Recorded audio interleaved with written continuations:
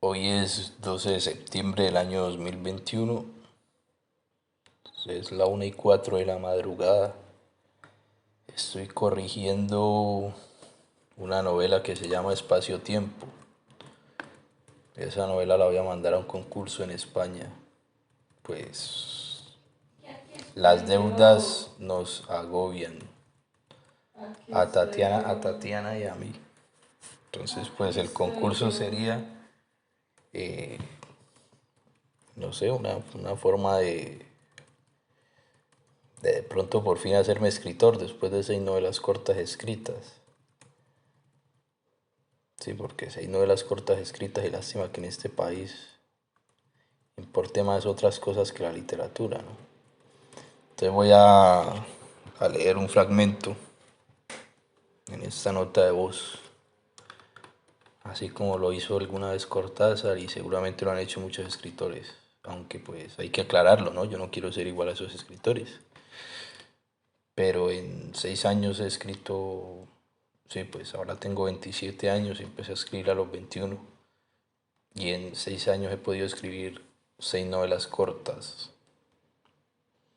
De la tercera para adelante, pues para mí son las más interesantes, ¿no? Pues ya ha habido una madurez, ha habido muchos cambios de personalidad. Yo creo que si no escribiera ya me hubiera suicidado hace rato.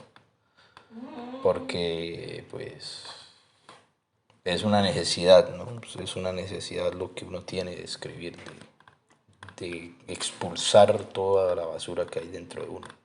Bueno, la basura no, todas las cosas que los intelectuales, académicos y escritores pues los atormentan. Quiero hacer una última aclaración antes de comenzar a leer este fragmento. Y la aclaración es la siguiente. Eh, si existiera un género musical que representaran mis novelas sería el black metal, el thrash metal, el black metal y claramente la música clásica, sobre todo las sinfonías de Penderecki, de Messiaen, de Scriabin, de Wagner, de Beethoven, de Bach, que yo sigo pensando que la música clásica es la música perfecta. Esa música la trajeron seres de otros planetas muy seguramente porque es una música muy perfecta. Entonces, sin más preámbulos y para no aburrirlos más, voy a disponerme a leer un fragmento que encontré. Esta novela Espacio-Tiempo tiene 3 capítulos.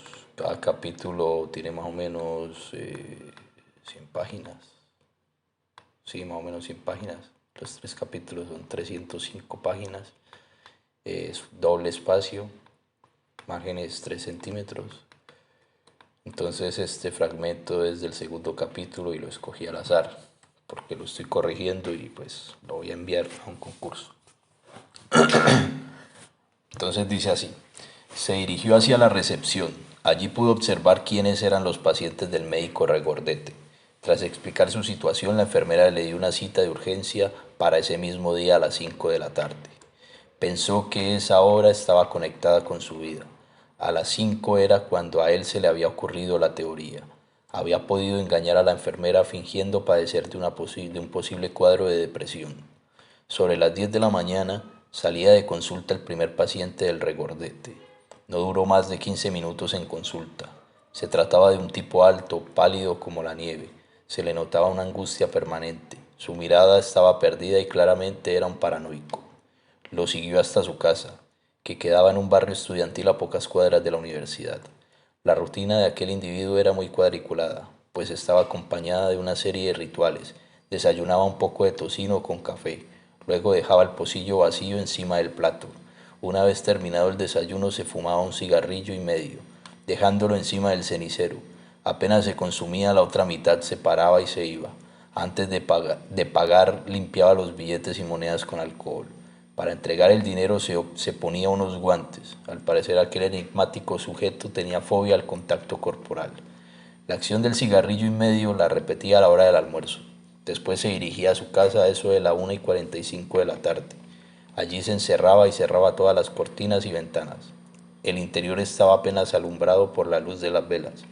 Cuando Jorgensen golpeó a la puerta del sujeto, una voz débil y lejana en el interior del cuerpo le contestó: «Si es algún vendedor o predicador de mierda, por favor váyase. Estas horas son sagradas para mí». Jorgensen, con tono sereno, dijo: «No es nada de aquello. Simplemente vengo a darle una razón del hospital psiquiátrico en donde usted es atendido».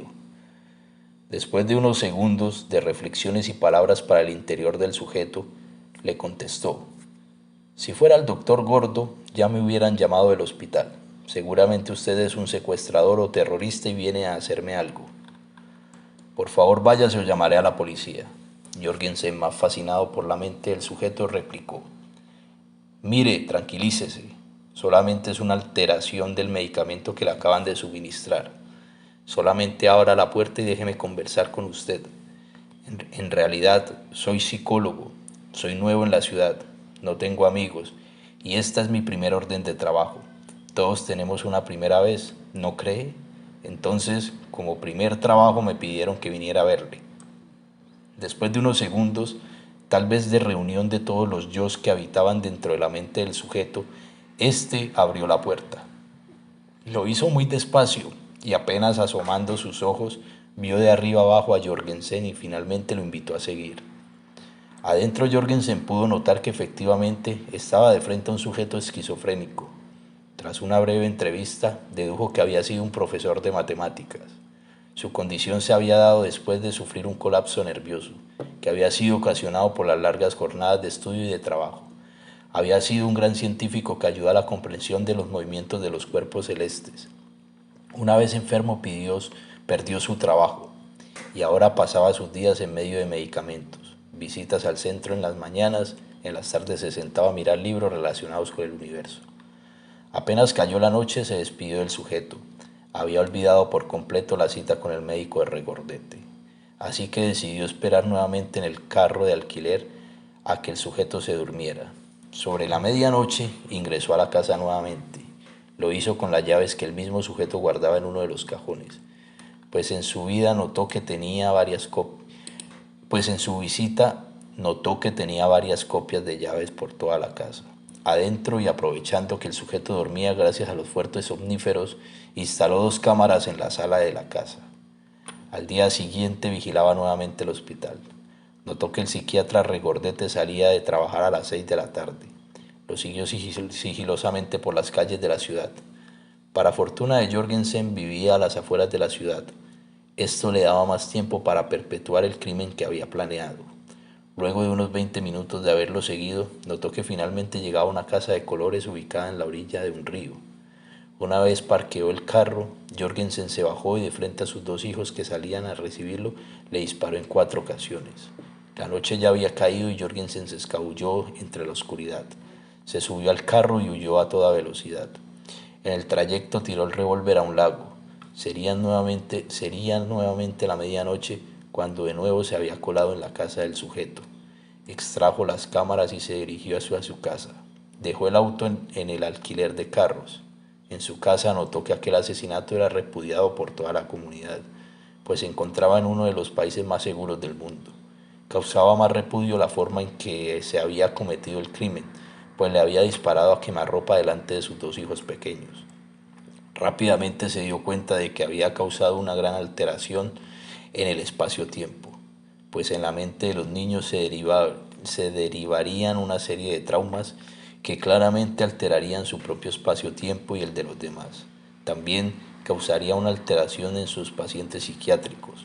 Cuando se dispuso a mirar las cintas grabadas, el sujeto paciente del ahora muerto Regordete notó que evidentemente a la misma hora en la que se había cometido el crimen, 10 minutos antes el sujeto sufría una serie de alteraciones. A la hora exacta del crimen el sujeto había entrado en una crisis. Esto lo llevó a acurrucarse en medio de la sala y a pararse a buscar a alguien inexistente dentro de la casa. Previo a esto había cerrado con llave todas las puertas y ventanas. Jorgen se quedó fascinado con la forma en que la muerte de Regordete había influido en la esquizofrenia del paciente. Era como si una serie de espíritus lo estuvieran atacando en ese momento, como si hablara con alguien que su mente materializaba, pero que a él le causaba miedo. Jorgensen comenzaba a creer que el enfermo mental en realidad tenía la capacidad de invadir otro espacio-tiempo, sino que su desequilibrio energético no lo dejaba actuar con total naturalidad. Por tal motivo se daban los ataques de pánico ya registrados en la grabación. Seguramente estaría atrayendo a su espacio-tiempo algunas figuras que habitaban otro espacio-tiempo. Para los demás aquello era producto de la locura y del desequilibrio mental, pero para Jorgensen era evidente que su espacio-tiempo estaba influido por la energía de sus cercanos, en este caso por el doctor Regordete, pero que también su esquizofrenia era producto de la invasión de un espacio-tiempo que no era el del paciente. Las noticias afirmaron que el médico alcanzó a llegar vivo al hospital, pero que allí había fallecido a las 9:35 p.m. Justo a esa misma hora se acababa el ataque del paciente. Entonces el ataque esquizofrénico había durado 20 minutos, que fue el tiempo en el que estuvo vivo el médico después del ataque. Para Jorgensen aquello era la muestra de que efectivamente sí hay un espacio-tiempo que se afecta por otros espacios-tiempos. La muestra de ello era que en los últimos 11 meses el paciente no había experimentado ataques, gracias a que la medicación lo mantenía estable. El día anterior a esa misma hora el paciente había estado tranquilo en su casa. Esto lo supo gracias a la entrevista que le había realizado, cuando se hizo pasar por un psicólogo enviado por Regordete. Jorgensen pensaba que por azar había escogido al paciente, por azar había incidido Regordete en su vida, pero más tarde se daría cuenta de que era su propia energía lo que lo había llevado a cometer dichos actos, que de todas maneras no podrían ser juzgados por nadie, ya que lo que hacían era por comprobar una teoría que explicara el funcionamiento social. Dicha implementación se había comenzado a gestar desde el día en que escuchó la charla de Soren. Al principio no lo comprendió, pero con la muerte de Soren pudo darse cuenta de que la teoría en realidad existía y que él era el elegido para continuar con el estudio del espacio-tiempo. Bueno, ese ha sido el capítulo. En realidad lo que yo busco en este libro es pues plasmar una idea metafísica, ¿no? En donde pues yo siempre he pensado que nosotros, las sociedades de todo el mundo vivimos en un espacio-tiempo que ha sido inventado por otros. Y ese espacio-tiempo ha sido inventado entonces por las élites, por los poderíos económicos que gobiernan el mundo. Entonces que todo el cristianismo, gran parte del capitalismo y gran parte de cosas que nos rodean es un invento. Le han dicho al hombre cómo pensar, cómo comportarse, qué gustarle, qué tener miedo, a qué tenerle miedo. Entonces yo lo que planteo en este libro es que evidentemente existen tres espacios-tiempo, que es el espacio-tiempo de los sueños, el espacio-tiempo intelectual y el espacio-tiempo exterior, y los tres están conectados. Entonces, aquí ese fragmento que acabo de leer apenas estaba empezando a construir la idea central del libro, apenas estaba desarrollando. Cabe resaltar de que a mí me gusta mucho escribir thrillers psicológicos, me gusta escribir acerca de la locura del ser humano, de esa dualidad que hay entre el bien y el mal. También plasmo teorías ateístas. Entonces yo voy mezclando una serie de conceptos con la ficción,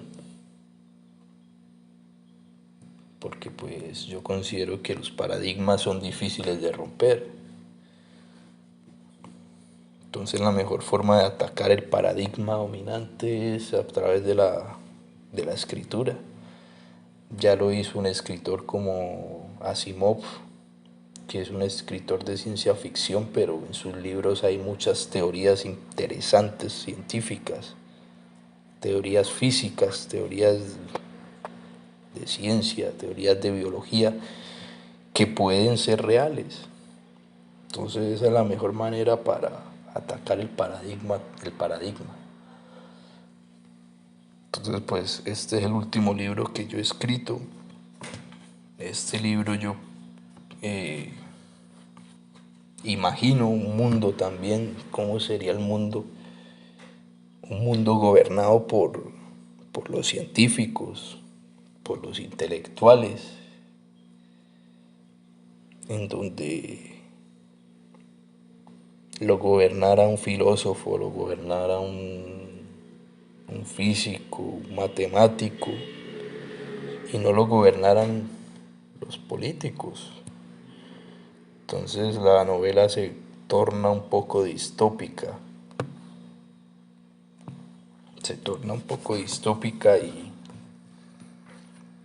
y ahí es donde yo aprovecho para plasmar esa teoría del espacio-tiempo, que tiene muchas cosas metafísicas, muchas cosas psicoanalíticas también. Y todos esos conocimientos los he adquirido gracias a, pues, a todo lo que he leído y a todo lo que yo he podido estudiar también académicamente. Yo soy, pues, actualmente hago una maestría en estudios sociales y algo entiendo del funcionamiento social. Entonces yo siempre he ido mezclando el conocimiento académico con el conocimiento literario y así han surgido las 6 novelas. Pero esta es la primera novela larga que yo escribo.